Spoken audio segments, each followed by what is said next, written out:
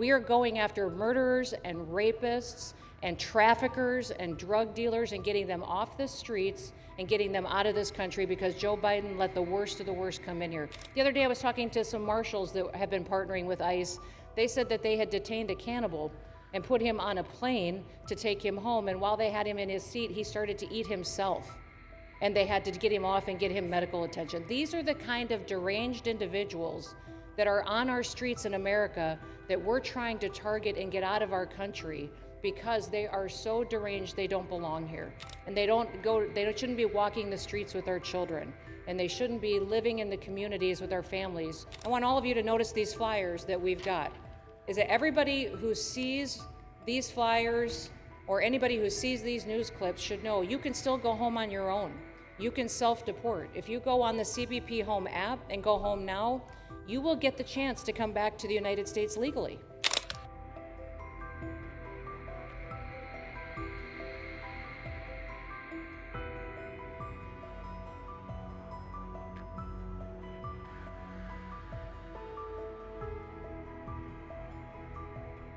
Secretary Noem, I'd like to say, have you say a few words. You have been unbelievable, the job you've done. You and our favorite person, Tom Homan, have done, and your whole staff, because it's a lot of people, and Tom acknowledges it all the time. He respects you so much. He respects the staff that you both built. And you're really doing one of the great jobs. And it was great that you could work with Ron in Florida so well, built such a great facility. So please say a few words. Thank you very much. I don't know if this will work. Well, thank you, Mr. President. First of all, I want to thank you for putting the safety and the security of the American people first, and the way that you never lose focus on making sure that America stays our priority and that the families that live here get the chance to grow up and to raise their children in communities that are safe and that give them an opportunity to pursue the American dream. This facility here is a fantastic representation of what can happen when all of government works together and when it's accountable to the taxpayers and to the citizens that live here. The president signed an executive order that allowed us to build partnerships with states and with local law enforcement officers, which is exactly how things should function in this country. More power, more authority given to people locally so that they can take control of their own destiny. And so we have already been working under the 287G program to deputize law enforcement officers, whether they be state highway patrol, local sheriff's departments in all of our states, and allow them to go out with our ICE officers, our border patrol officers, and make sure that we're getting the worst of the worst off of the streets.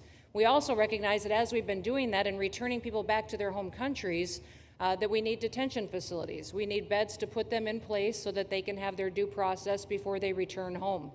And this facility is exactly what I want every single governor in this country to consider doing with us.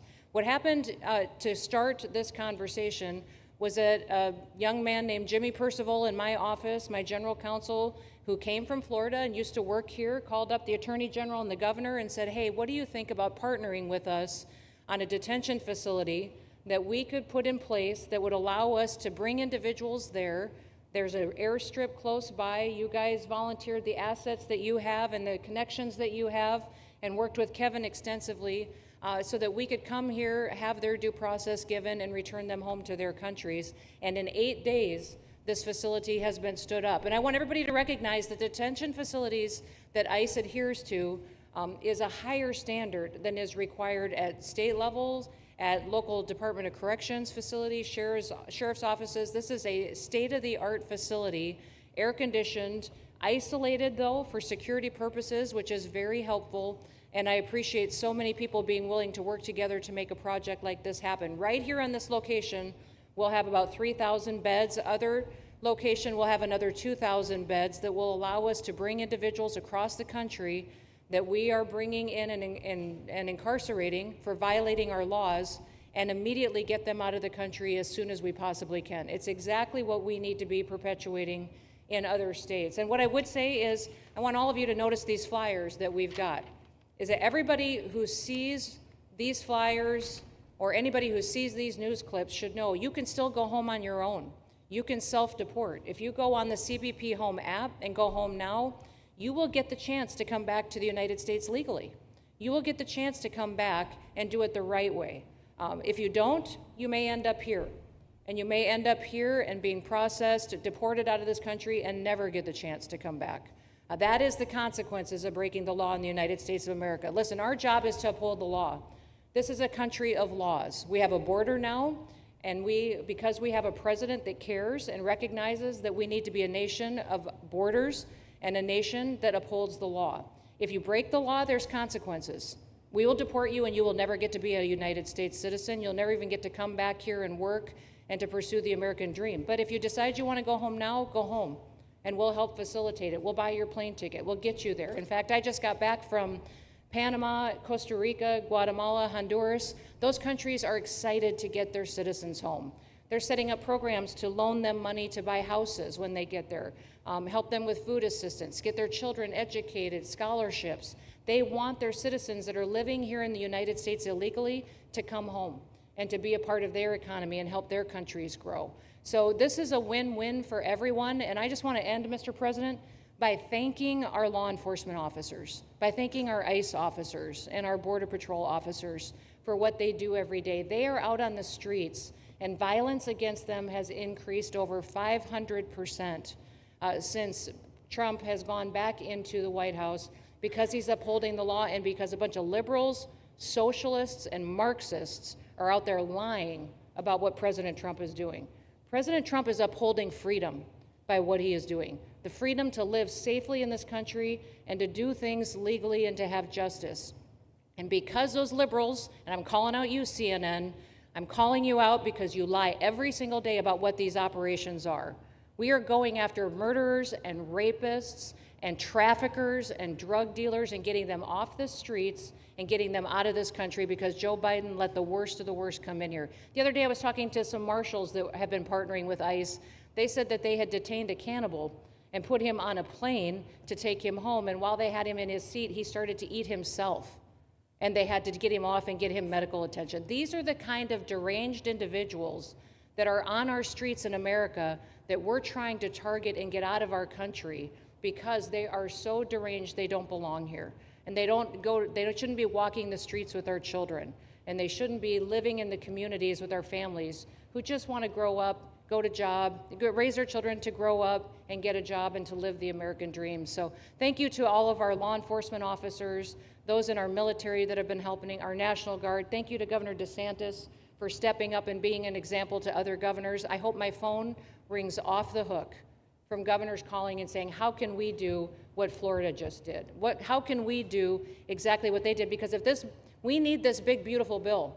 We absolutely have to have this big, beautiful bill that has the funding so that we can continue this operation and we can get those bad criminals off of our streets and have the officers to do it so that when they go out on an operation, somebody's got their back.